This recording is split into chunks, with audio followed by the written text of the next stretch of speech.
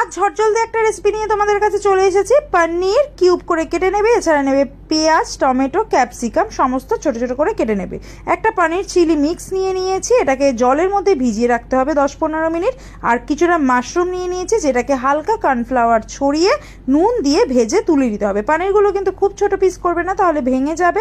পনিরগুলোকে একটু বড় পিস করে নুন দিয়ে ভেজে নিতে হবে ওই একই তেলের মধ্যে। পনিরগুলোকে হালকা করে ভেজে তুলে নেওয়ার পর সবজিগুলো ভেজে নিতে হবে। প্রথমে দিয়ে দিতে হবে ক্যাপসিকাম আর পেঁয়াজ, তার মধ্যে পরিমাণ মতো নুন আর সামান্য চিনি দিয়ে গ্যাসটাকে মোটামুটি হাই ফ্লেমে বা মিডিয়াম ফ্লেমে রেখে হালকা ভেজে নিতে হবে। পনির আর মাশরুমটাকে আলাদা তুলে রেখে দিতে হবে। সবজিগুলো হালকা ভাজা হলে তার মধ্যে দিয়ে দিতে হবে টমেটো দেওয়ার পর সমস্ত রকমের সস, মানে চিলি সস, টমেটো সস আর সোয়া সস সমস্ত কিছু দিয়ে এই সস শুদ্ধ সবজিটাকে ভালোভাবে কষিয়ে নিতে হবে।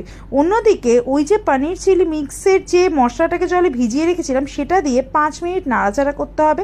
তার মধ্যে দিয়ে দিতে হবে লঙ্কার গুঁড়ো।